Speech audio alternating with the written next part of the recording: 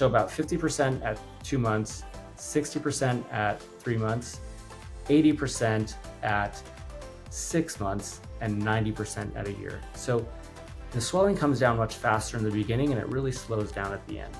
And what we tell patients is that they're not done at the end of the year, but for most patients, we don't need to see them after that.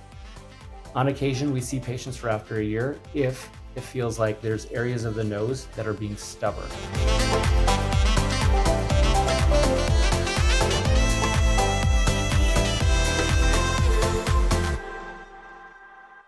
Hey guys, it's Dr. Undavia from NJENT and Facial Plastic Surgery.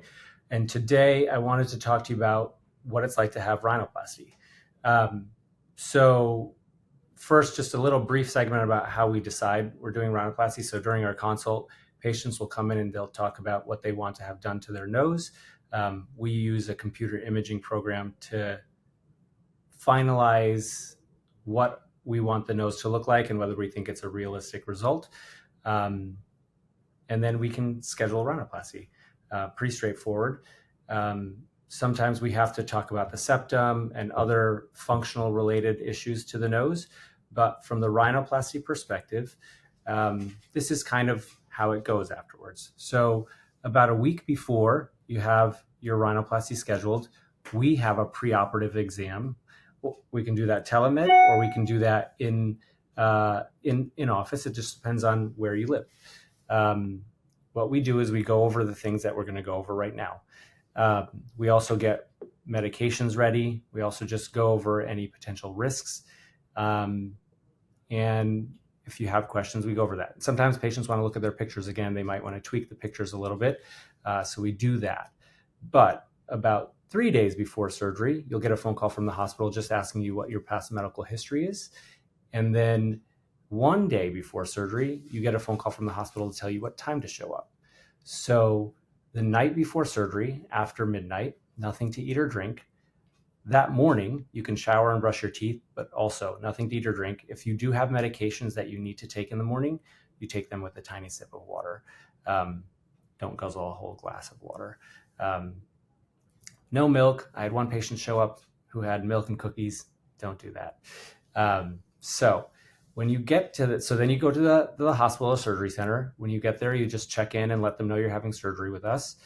Then they have you meet the nursing staff, the anesthesiologist. You'll see me. We'll do some consents. We'll just chat a little bit if you have any other questions. We do something called a triple check, which is essentially just making sure you are who we think you are and we are doing what we think we're supposed to be doing. Then we head back to the OR.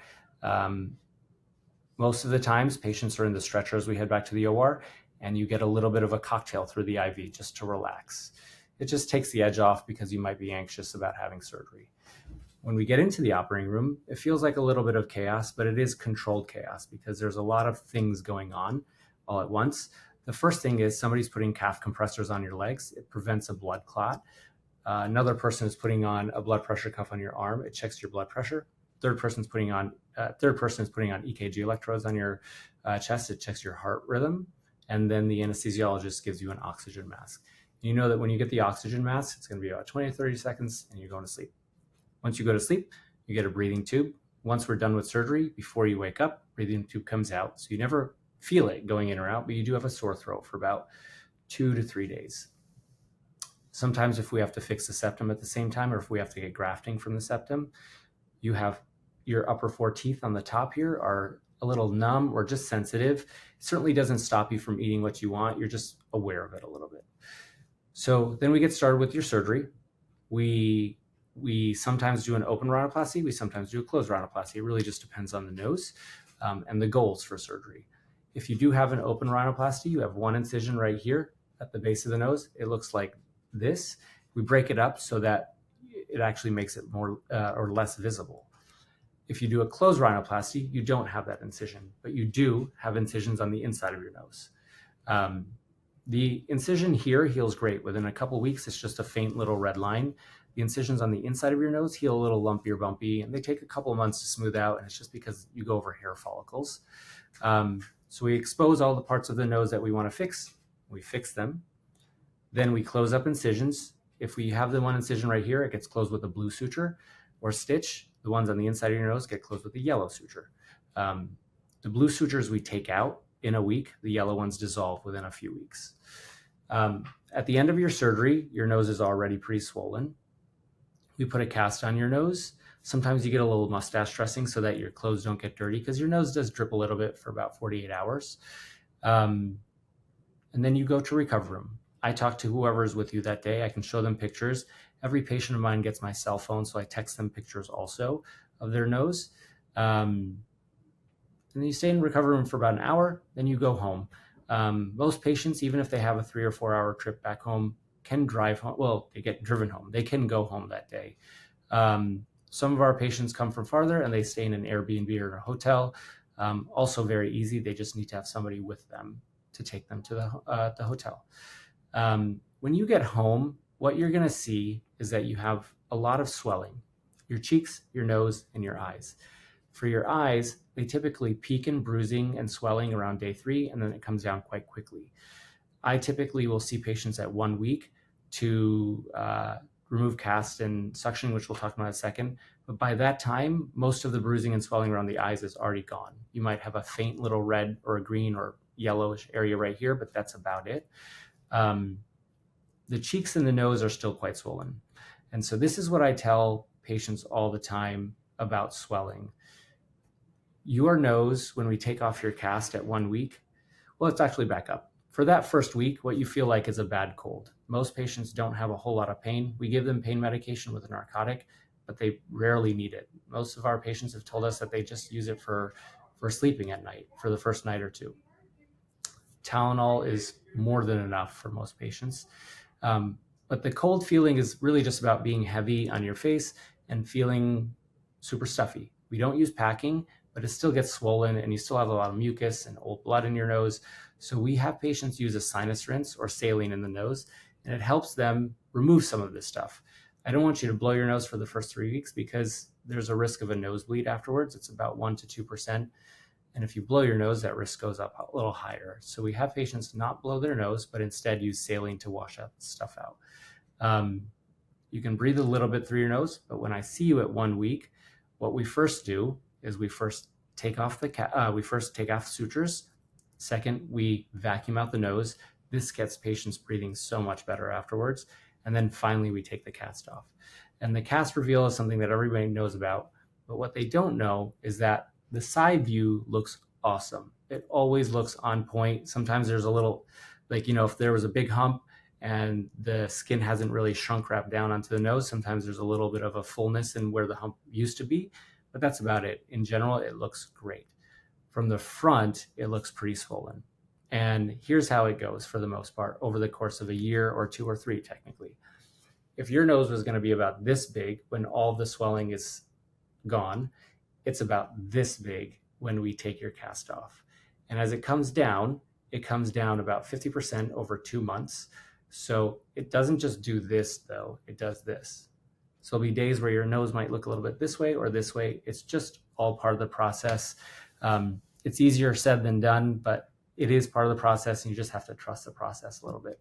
A lot of things can affect that variability in swelling. Sun exposure, salt intake, exercise, temperature. I'm sure other foods can also affect that. But those are things that on a day-to-day basis you might notice. Even from midday to afternoon and morning, your nose might look slightly different. Not massive changes that other people around you are going to notice, but you'll notice them for sure. So about 50% at 2 months, 60% at 3 months, 80% at 6 months, and 90% at a year. So the swelling comes down much faster in the beginning, and it really slows down at the end. And what we tell patients is that they're not done at the end of the year, but for most patients, we don't need to see them after that. On occasion, we see patients for after a year if it feels like there's areas of the nose that are being stubborn. The most stubborn areas of the nose for our patients, or for any rhinoplasty patient, is the tip and super tip. So this is the tip, this is a super tip. So swelling typically resides right here, and it just takes time for that to come down. So often we either have patients tape their nose or we use steroid injections. which for a moment it pinches, but then it's easy, and the swelling goes away within in an hour or two from the injection. The effects of the injection can sometimes take 4 to 6 weeks and even longer, so we space them out a little bit so we don't over-inject. But that's the main thing that we deal with post-operative recovery with rhinoplasty, is this swelling issue. And you'd be surprised, but even at a year, at 90% swelling, me and the patient will definitely recognize that there's little bits of swelling right here. The tip definition really does get better over 2 to 3 years, but that is the last thing to come down. It's not major, but it's noticeable to us. When it comes to rhinoplasty recovery with restrictions, here are the restrictions that we have. 3 weeks for blowing your nose, 3 weeks for lifting weights, 4 weeks for running, and 4 weeks for glasses. Now, if you needed to wear glasses because you wear glasses daily, you can get something called a Rhino Shield. It's a thin little silastic or plastic thing that we put on the nose, and it just helps you rest the glasses evenly on the nose. Those are the main things we deal with. Sometimes patients take medications that can thin the blood. I usually have them stop them 7 to 10 days before and then resume them 7 to 10 days afterwards. That's it for rhinoplasty recovery. So if you have any questions, email us at info@NJENT or follow us on Instagram and message us. Take care.